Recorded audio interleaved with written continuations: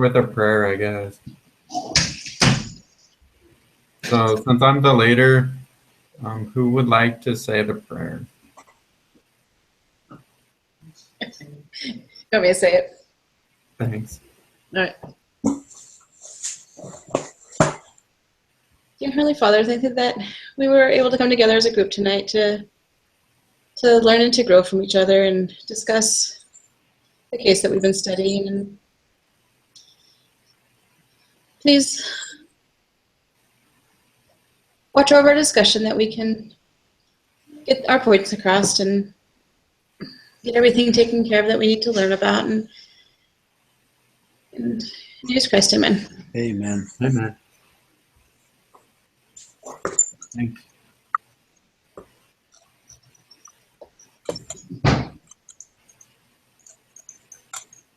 Okay. So I popped up some of the questions that we need to discuss. And there's kind of two parts to it. So we got like this first analysis section, which we just talk about the case. And then the second analysis section just talks about, it's not, I don't know, it's kind of hard to describe what it talks about. It talks about like just legitimate power, coercive power, like different things, and it gives out little hints. So if you guys could like go to, is it okay if you guys look at the group 9 leader? Yeah, I'm looking at it right now. Just because it does like these hints and stuff, and it's kind of like important just to understand it. Okay. Anyways, so I thought that was important to note. All right, let's just get started. Okay, so what do you see as the key issue in the case?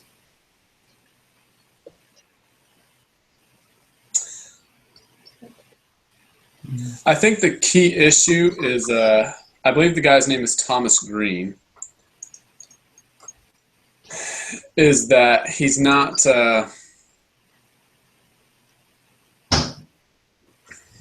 basically that he's not listening, if that makes sense, or that he's so focused on what his boss is doing that he's not realizing what he's doing. I agree. That's like a basic synopsis, a very, very basic idea of what's happening.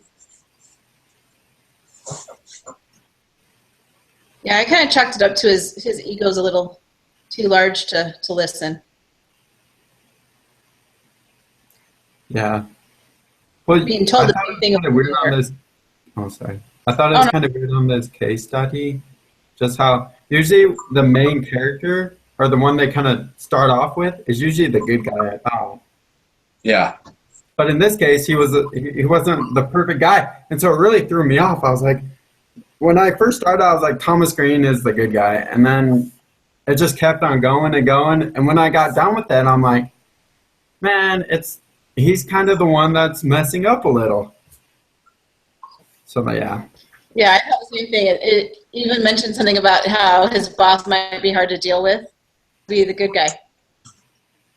He seemed to try and at least be helpful. Oh,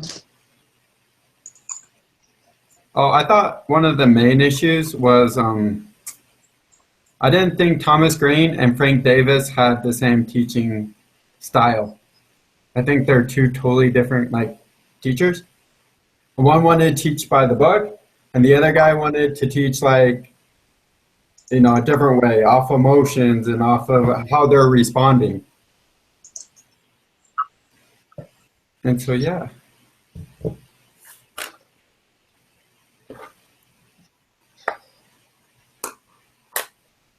Okay. Yeah, I think it's come down to the same kind of thing we talked about in other case studies about becoming a manager. And I think Davis had that manager mentality where Thomas was still salesman and hadn't been able to make that switch. Yeah, I think he was still going off of what he knew how to do. His technical aspects, he's following that more than he was trying to be a manager and trying to be I think for somebody that's new in a position, you have to follow what you're told to do from your boss until you can kind of figure out what you need to be doing. And if he just done what Frank had asked him to do and say it wasn't successful, then it's Frank's fault. But because he's doing his own thing and not following what Frank Davis has asked him to do, when he fails, then there's only one person to blame, and that's himself. Yeah.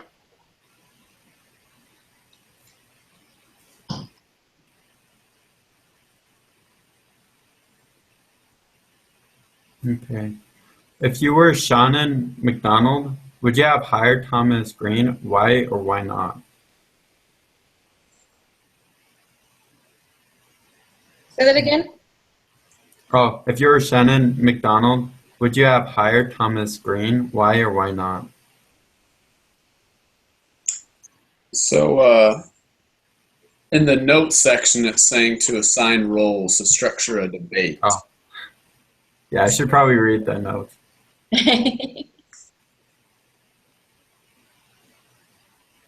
So who wants to be on the side of hiring Thomas Green, and who wants to be on the other side? I'll take hiring him. Oh, what? I said I could take hiring him. Okay. I'll play the why not role. The opposite one.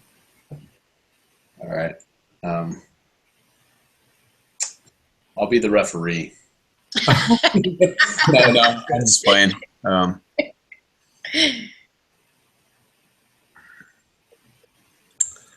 I think it would be harder to find the pros of hiring Thomas, so I'll take a challenge. I'll be on the side of Thomas Green. Okay. All right. So what side am I on again? Am I hiring him? No. Or firing him? You're against hiring him. All right. I'm against. Okay. That sounds good. All right. So I believe one of the pros, I should say, of hiring Thomas Green is that he is very successful. He is very ambitious, and he's a very capable salesman who is good at negotiating and convincing people. He has very good persuasive skills. So that's a pro. I think my first pro in hiring him was to kind of mix it up a little bit. You know, the team is on the older side. They have they're over a decade older than he is. I think bringing him in would kind of hopefully spark a little motivation. Yeah. And a new way of thinking. Yeah, a new perspective too. So like he's not even coming from marketing, so he's coming from sales. So maybe it brings a new perspective. Yeah. Hey guys, sorry I'm late. Hey. My computer shut down and I've been trying to turn it on since then and I haven't been able, so I'm just on my phone now. No worries. All right. Should I discuss the cons now? Yeah. Alrighty. So I'm just going to state the problems pretty much that I put in my paper. So Green is kind of negative. He doesn't really want to go after, McDonald's goals. And all right, then he doesn't know how to use his Outlook calendar. Like he does, but he doesn't use it as perfectly as Frank would like him to. So I think that's kind of a big downer because you should actually know where your employees are pretty much all the time. So I think that Outlook calendar is pretty important. And then I think, oh yeah, he doesn't know how to, his projects aren't nearly as planned as well as they ought to be. Yeah, that's kind of the cons I kind of put. So Anna, we're kind of debating hiring Thomas and not hiring him. Okay. So you're on the side of not hiring him. I'm not. So you're telling me that I'm on that side? Yeah. we just kind of, you can be on whichever side, but Oh, I was like, okay. it was more just a part of the discussion, I think.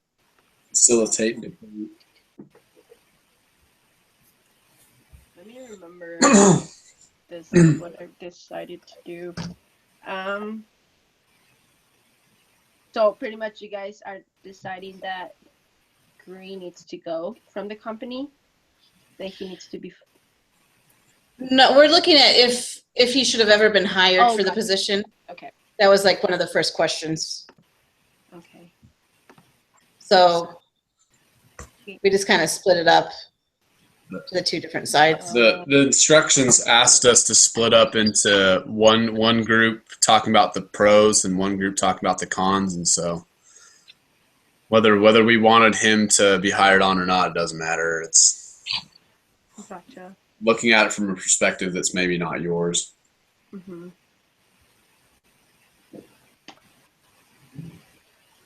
Let's see. I think we know that Shannon McDonald, she just like gave him that position because I think she was her friend or something. Like they knew each other and stuff. But Green wasn't even trained for it at all. So yeah, I think maybe she could have not given him that position. And I think he could have done it, but he didn't have the experience yet, you know. And then also, I also feel that, what's his name? Frank. I just feel like he just didn't like him at all, you know, because he got the position right away. Because I really didn't hear anything good from Frank. I mean, you know, about Green. He was always like telling, but I think Green shouldn't have been hired just because of that reason, you know. Okay, I'm gonna switch to my laptop really fast. Hold on.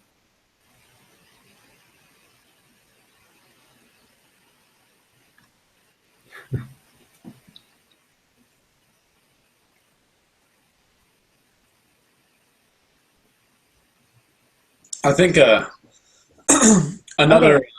Yes.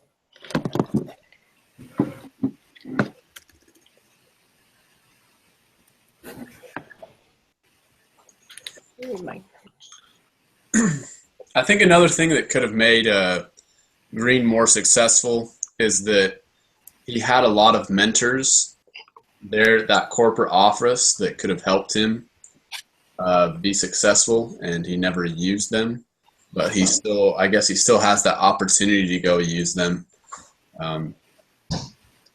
So when he decides that he's going to finally build up data and build up PowerPoints and things like that, he can always take it to them to try and help him make it look better. That way that he can be more contributing member to the group. Yeah, that's true.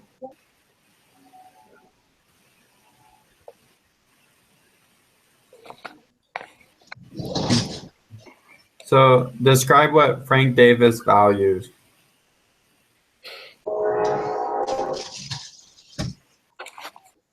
Let's see. I think that Frank Davis, what he values is he's more data driven. So, and that's what he's basically asked of Thomas Green, is that you know, one of Thomas Green's problems, I guess this is getting into the next point too, is that Thomas tries to persuade people just by talking to them and trying to reason with them rather than trying to back up claims that he makes. and Davis is more focused on something completely different than Thomas Green. So I think that's where their values split. And Thomas Green is more focused on trying to promote up, where Davis is just trying to do the best that he can and trying to be the best employee that he can. Yeah, I think he's also, to go along with that, he is focused on the team, because the information he's trying to get from Thomas is so that the team can function like they're supposed to. Like, where are you? What's going on with your client, so that the rest of the team can be working too. And Thomas is very self-involved. He, he's used to working by himself, and he doesn't share well. Yeah, I think they both have different skills for different things. I think Green, he was very successful too, in whatever he was doing before. But then Davis has the experience that I think Green could have done a lot more to get involved in what David was trying to do. Because like you guys said, I agree that he's trying to unify the team. He's trying to work as a team. He knows, he has the experience. He's been there, for a good time. But I think that Green hasn't been able to take that advantage. Like, I think somebody said that he had the tools to be able to keep going, but he didn't use them. And I think also that, but I also think that Frank could have done a little more than just going and sending emails to Shannon.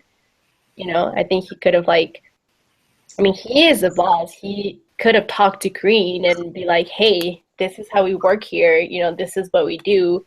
Your inputs are welcome, but, we need to know where you are. We need your outlook to be good. You know what I mean? And maybe he did have the conversation after, but I feel like he could have done a little more just working with Green and then going to McDonald and be like, hey, I try to do this and it's not working. Now that's why I'm talking to you. Not just go and tell her. And I think he is a little upset that Green has the position, because he shouldn't have had that position by the experience he had. So I think that's why I think there's things that Frank could have done better, and of course Green, I think there's a lot of things that he could improve as well. Yeah, I think it's kind of crazy trying to imagine being an immediate supervisor and paying an employee, but you don't know what they've been doing for 2 months. Mm-hmm. That's wild. I don't. To be honest, I'm surprised that it took Frank Davis that long to actually confront him about that. So that's probably a mistake on his part. Yep, that's what I think too. Well, even from the beginning, McDonald told Green that Davis and her were kind of upset at each other, and that he was going to get thrown in the middle of this problem. So I don't think that's a good start. I don't think they should have done that to him. I don't think they should at least tell him that he's a problem or something. I don't know, because that just made I felt like Frank in a bad position then. Yeah, I totally agree. I actually wrote that in my paper, that I think that was a mistake on her part saying anything to Green about that, because it put him on the defense before him and Frank ever started working together. He was waiting for Frank to come after him because he took the position. Yeah, and I think also what McDonald told Green was don't let me down. Kind of this is the situation and I'm giving you the opportunity, so don't let me down. Someone that gives you that opportunity, I think if Green should have taken more advantage of it. Green knowing that Frank and McDonald didn't have a good relationship because of this situation. And she told him, like, you're walking into a tricky situation here, so don't let me down. And Green, it's what he's doing. He's not even trying to like talk to Frank and say, hey, how am I doing? How am I working?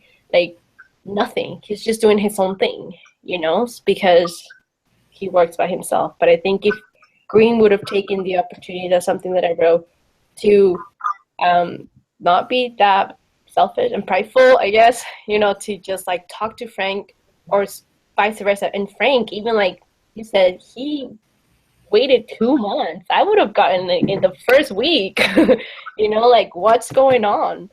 So I think they both could have done something better. And I think Green is not taking the opportunity, because it is a great opportunity that Green has received. I don't think he's taking advantage of it at all.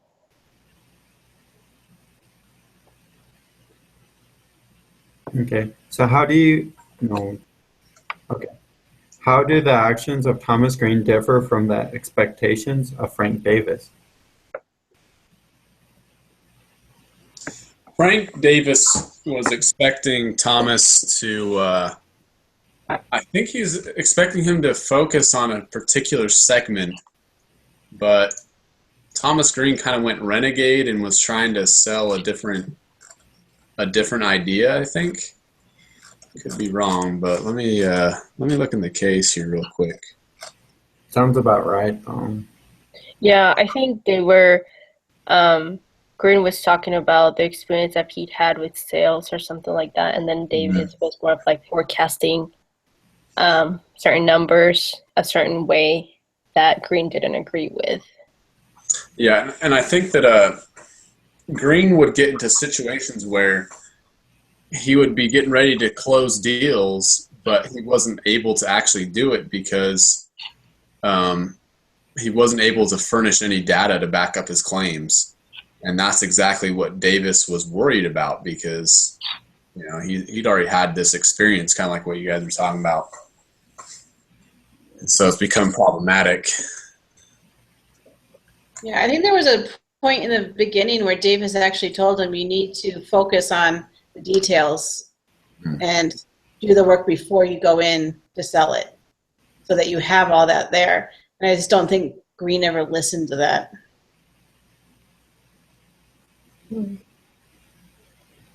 That's true.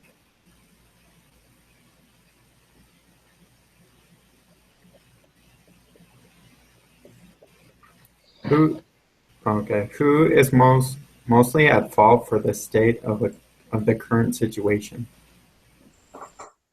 The three of them. I would say Thomas Green, because I think that he's capable of working out this situation. For Frank Davis, he can't allow Green to keep doing what he's doing, because the company's not going to meet its expectations if he does. And then I don't really know what McDonald could do at this point. Yeah, I said, I say Green too.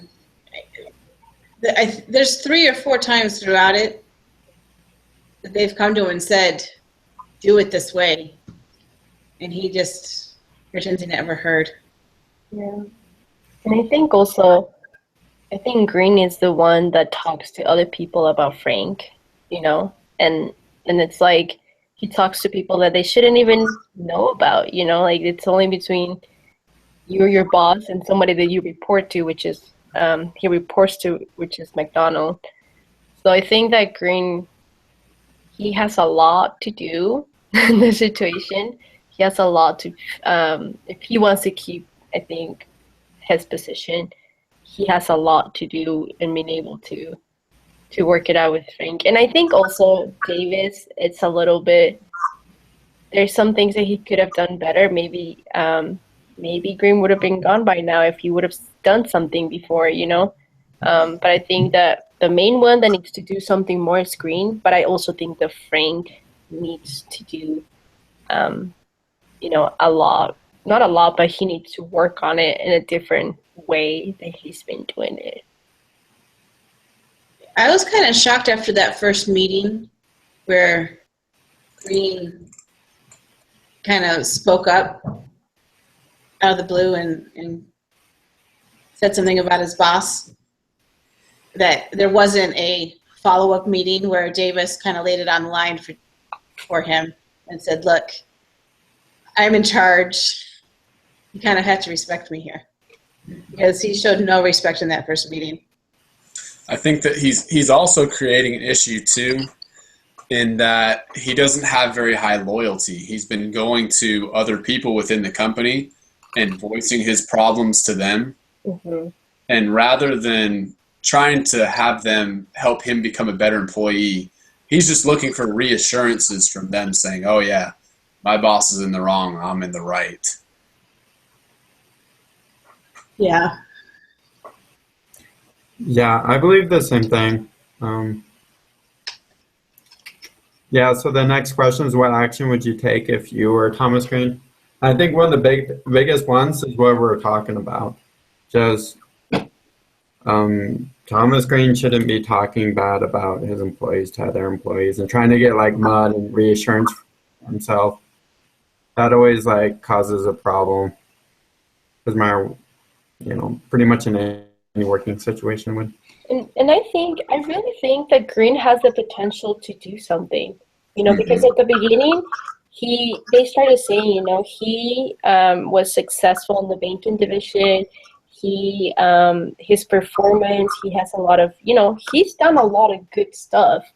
And I feel like if you really humble himself and listen to what Frank Davis has to bring to the table and really works with them, I think they'll be able to even be a great team, because I feel like Green has that potential after the background that we read in the case, However, with that attitude, I don't think he's going to go anywhere.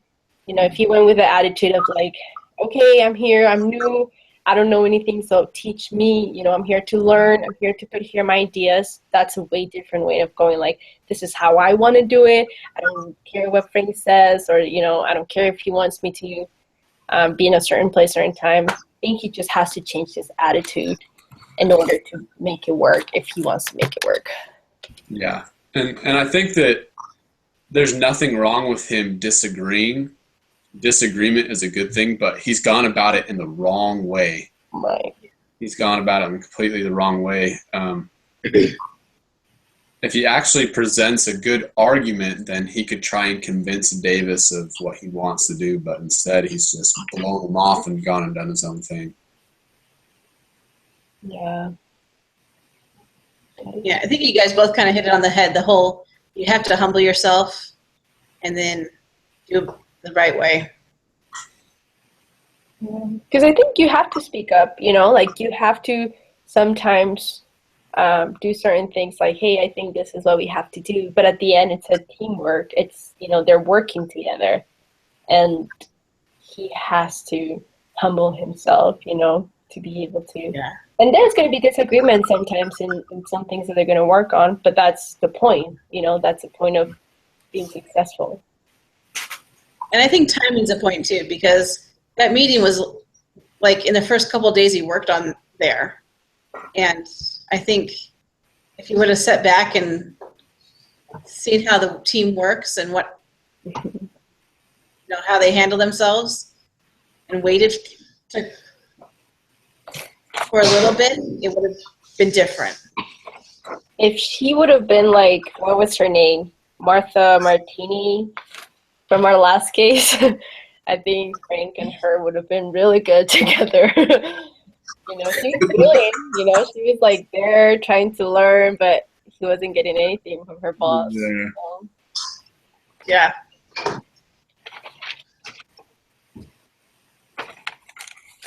Yeah, I think the main difference from his old job, Green's old job, and this job is really teamwork.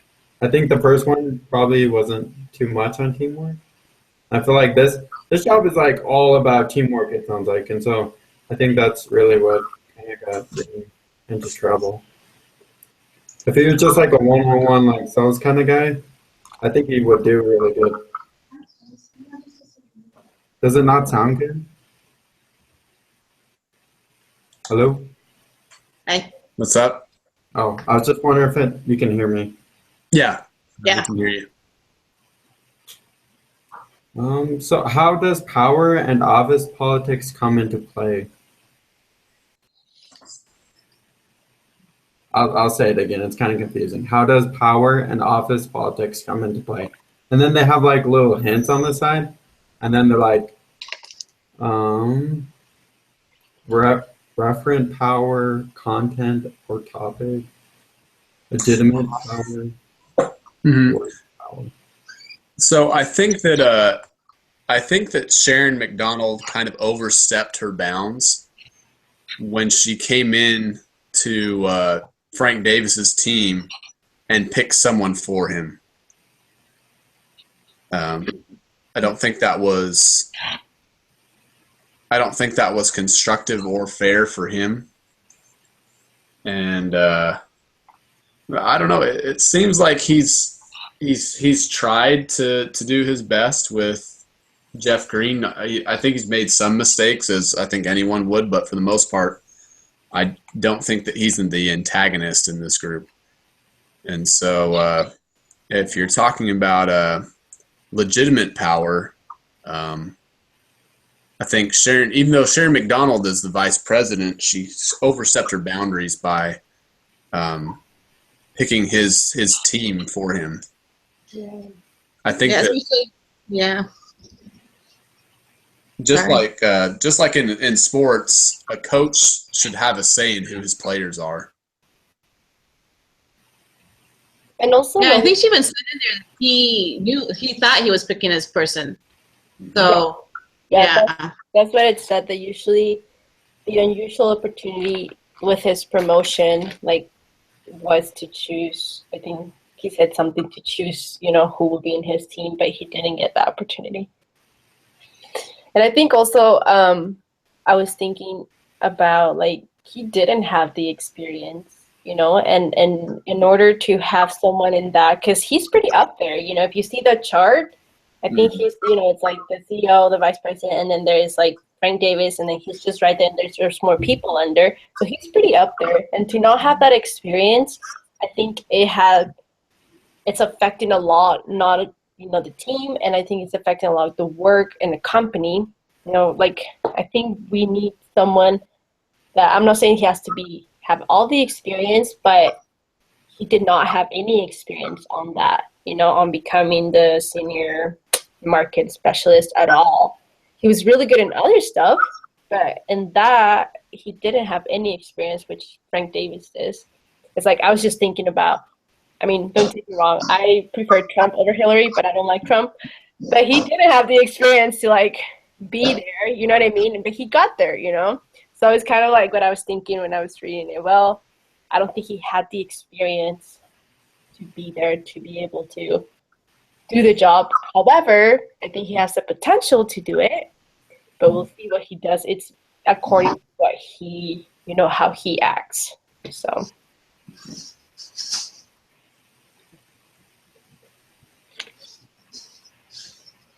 Yeah, I think one of the main conflicts in his style was like his competition. Like he always felt like he had to outdo all the other people. Like Green. I'm talking about Green. Yeah. Yeah. That's in my. Yeah, he was definitely uncooperative. Mm-hmm.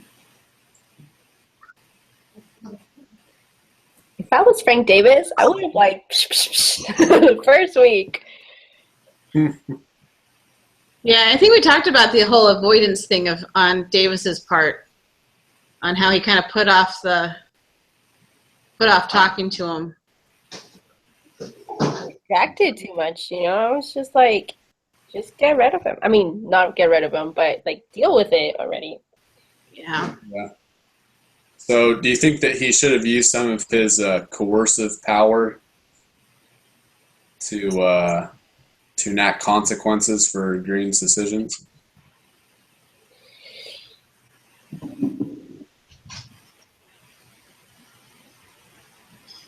you talking about Frank?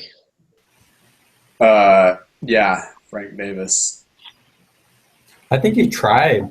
I think he tried, and yeah, He's more threatening than he is action. Yeah. that's true. But he doesn't really have the power to fire him. He doesn't. I mean, he is his manager over him, but he's not like the one that's gonna like really put the hammer down. Does that make sense? Like he probably couldn't even take his hours away or punish him I think he with has a hours or say. anything. Maybe with an assignment, but that's kind of about it. I think Frank has a say of, like, because if you're in a team, like you're saying, when you don't have people that is helping you in a team and you're giving him the opportunity and he doesn't do anything, like, you do have a say on it. This is not working. I need this person to be, moving somewhere or something, but I've tried. He's had his opportunity. Maybe Green hasn't had the opportunity after talking to Frank Davis, but I think Frank has to say. I think he has to um, tell McDonald what's happening, and I think he needs to say, "Hey, I know I didn't choose my team, and I trusted you. However, this is not working, or I've given him the opportunity to do this or that, and this is what's happening." I think Frank does have a say of the situation. However, it is McDonald's last. She's the one that decides at the end if yes or no. But I think if she really sees like, wow, Frank is really like telling me all of this, he's putting all of these things, on the table. I have to do something in order for the company to grow. In order, if Green is not going to do anything, if Green is not going to change. Yeah. Well, Frank does send a few emails to the McDonald, and yeah, like it doesn't get anywhere. Like, yeah, she's like kind of concerned over it, but like she doesn't really do anything. Hmm. So, do you think anyone has compromised in this situation?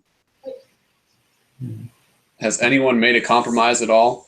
I Like, think Frank has, mhm. because there wasn't really that much of a backlash from Frank.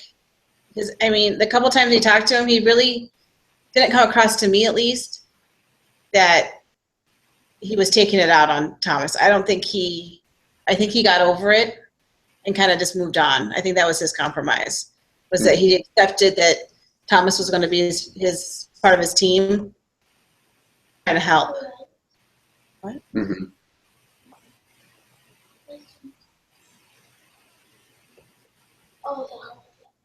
I think that we've also seen some collaboration with Sharon McDonald. She's really tried to work with the two parties to try and get them to work together. Mm-hmm. Yeah. And I think even like her last email to Green, she was like, okay, tell me what you're going to do now. Like, are you going to change? Like, what is going to happen now? So I think she is seeing that Frank is right, kind of like, oh, Frank is having this issue or this is what's going on.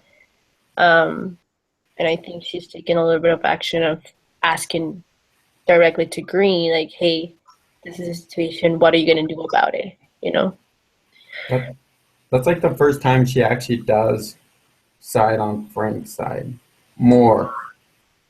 Does that make sense? Like, because the first email he receives, he's kind of like, oh, she's not really mad at me. She's just like, is kind of concerned. Like, she's on my side. And this whole time, she's on, like, even from the start, she's like on his side. So you have this, like, vice president on your side the whole time. And then all of a sudden, it's like, now she's on Frank's side. But by that time, it's already like a huge problem. I don't know. I think I would have liked McDonald to actually like for her to kind of be on the Frank side from the get go, if that made sense. Because she's the one that made this issue like an issue. Yeah. Mm-hmm.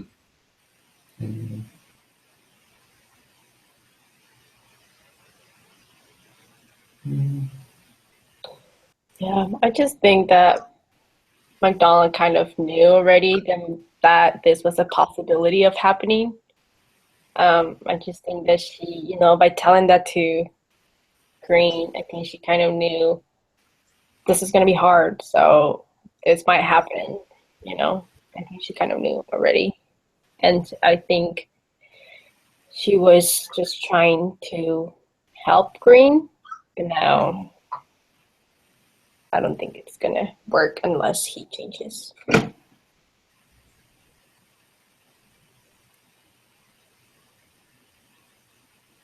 So what do you think they should do now? Like,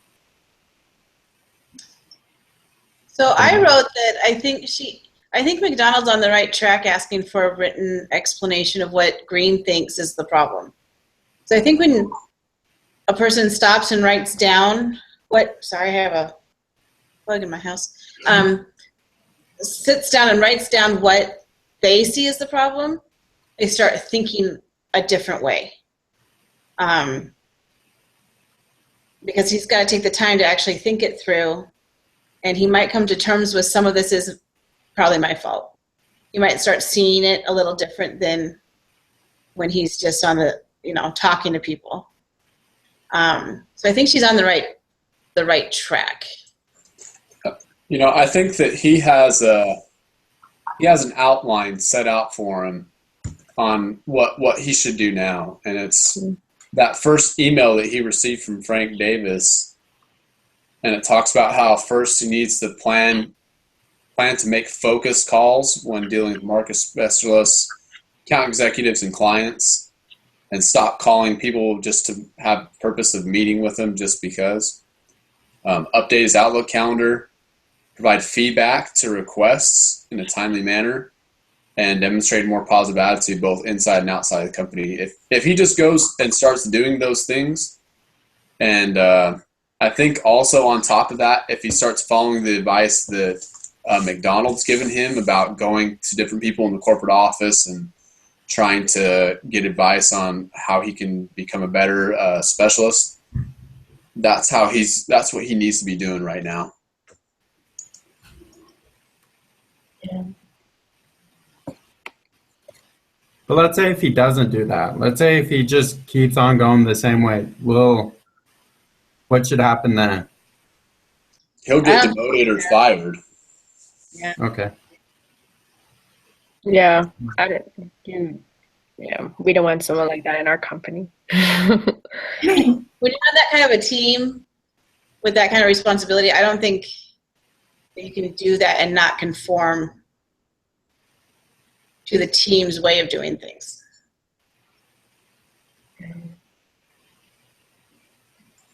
But hopefully he does listen to McDonald.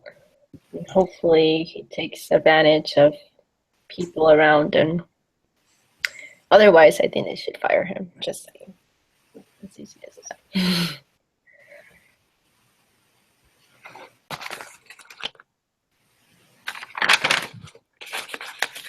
I like these application questions they have. And one of them is, how can managing up be applied at work?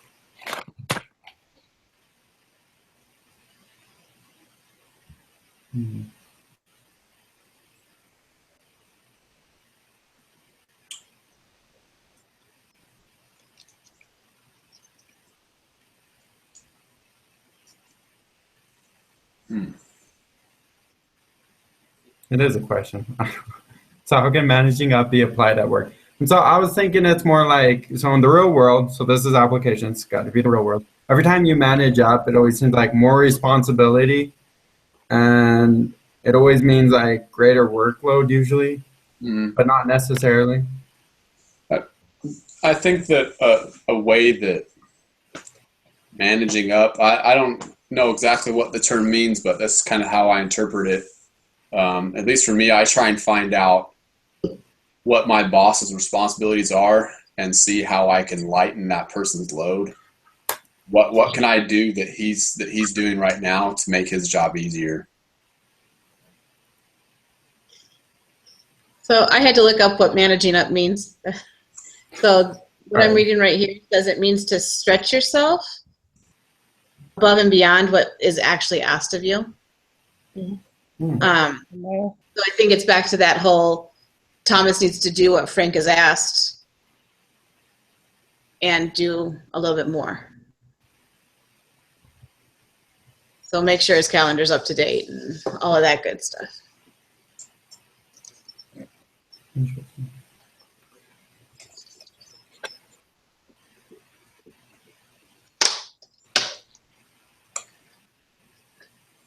All right.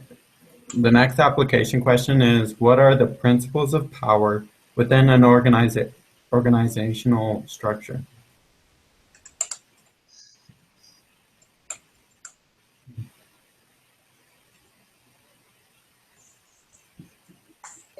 I think, we see how McDonald had the power to just like say, okay, Green, you're going to take that position because she was up there, because she was the vice president or whatever she was. But there is an instruction, like Frank had to be able to help with the choosing of who's going to be in that position, But I think McDonald might have step those boundaries a little. Even if they're under you, they have their role. There's a reason why they're there. They know more about the job than you do. Maybe she would have talked to Frank about it before, and she would have gotten a feedback from Frank or something. But just because she was up there, she did. So, she just hired Green for that position. Well, I like to tie this question with the one that we just talked about with managing up. I was thinking, and because imagine, it always seems like that really CEO. I've worked at Walmart and stuff, so the higher the manager is in position, the more important their job is, and that's why it's so important for them to go above and beyond. So for example, at Walmart, some of the managers, you'd get up there, and there's a few that were a little lazy, and you could just tell, and it was hard because you'd end up doing a lot more work. But and then I worked at Brahms, and it seemed like it was structured a lot better. But I just always thought that you should go above and beyond. That's kind of an important step. That's kind of how it works. The structure, I think itself, that's how it works. Is each manager has to go above and beyond what the standard is.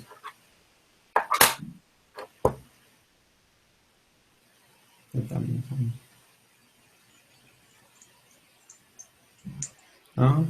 So how do office politics come into play in many organizations?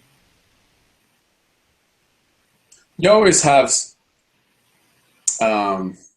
people that don't get along. There's always going to be one person that doesn't like the other person. You're going to run into cliques, groups of people that get along better and don't want to include anybody into that group. And that can affect an organization. And it can really slow down teamwork. Yeah. Okay. I should probably show you guys the results, what happened at the end. Yes.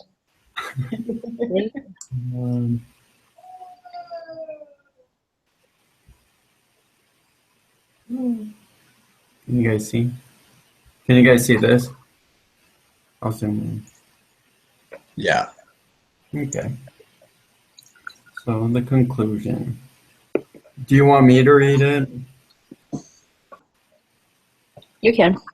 Okay. After McDonald, February 5th, 2008 email, Green took the offensive against his boss. He crafted a series of memorandums, emails, reports, and projections that exposed and creative forecasting. This data enabled Green to build some alliances with other marketing personnel who used the data to ultimately side with him. On April 4th, it was announced that Frank Davis was being moved literally to an undefined special project. However, Green's tactics were seen as overly brutal by many in the company, and although he won the battle against his boss, his career was irreparably harmed. McDonald distanced herself from him. By July of 2008, Green announced he was resigning from his position to pursue full-time studies for an MBA. Wow.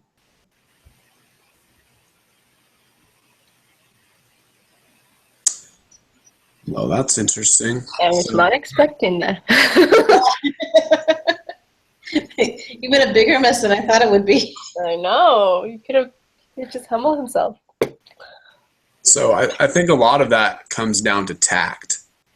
So being able to tactfully give that information out and being able to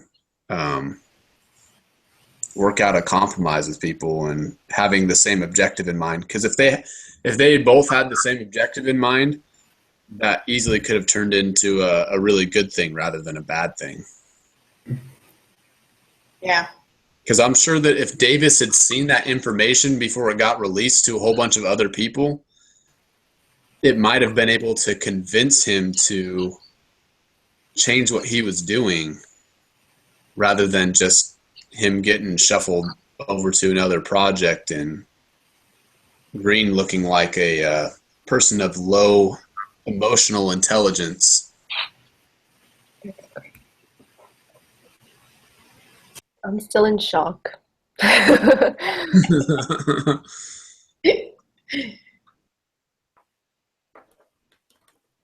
Yeah, it just goes to show how you can. I mean, Frank wasn't trying to get anyone on his side. He probably didn't see that coming. He was trying to take care of it the correct way, straight with Thomas, and show you how creating an army to come against one person can really be detrimental. And then at the end, he resigned. Like, are you kidding me? You're gonna be resigned. Like, you did all of this for nothing? Well, wow. Well, I mean, I think once you kind of gain that reputation, you don't have anywhere else to go. I've known. There's actually a guy that I took his position at work, and that's what had happened to him. There's nowhere else that he could go because he had built up a reputation for himself everywhere that he was at, and so he basically burnt all of his bridges. So he ended up leaving, going to another agency. We just had something similar happen at our office. That there was just nothing. Yeah, he left because there wasn't there. He had turned everybody the wrong way, and then it started crumbling around him because once, he talked this big game and he got everyone on his side, and then the lies started falling apart. Mm. And the other people started seeing that, yeah, it's stories and hearsay, and once that started, he couldn't stay anymore. He didn't have, his big ego couldn't handle everyone not liking him. Wow. Well, yeah, I just stayed there for 6 months more. I counted.